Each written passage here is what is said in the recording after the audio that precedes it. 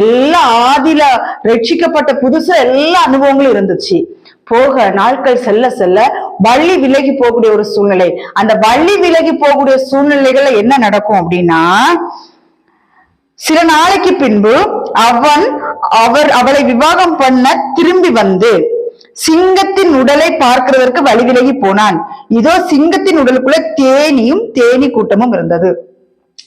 வழி விலகி போகிற நேரத்துல இந்த நாட்கள்ல இயேசுப்பா பிள்ளையா இருந்துட்டு மறுபடியும் இந்த பாவ உலகத்துக்கு போகும்போது இனிமையாத்தான் இருக்கும். கர்த்தருடைய பிள்ளைகளே, தேனை போலத்தான் இருக்கும்.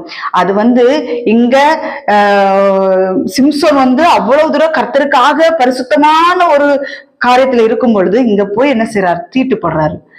செத்து போன சிங்கத்தின் உடலில் இருந்து தேனை எடுத்து சாப்பிடுறாரு. சாப்பிட்ட பிறகுதான் அவருடைய வாழ்க்கையில் வந்த காரியங்களை நீங்க பார்ப்பீங்க. அவருடைய வாழ்க்கையில ஆவிக்குரிய ஜீவத்துல இருந்துட்டு வள்ளி விலகி போனதுக்கு பிறகு அவருடைய முன்னிலைமையிலும் பின்னிலைமையும் அதிக கேடுள்ளதா இருக்கும் என்று வேதவசனம் சொல்லுது.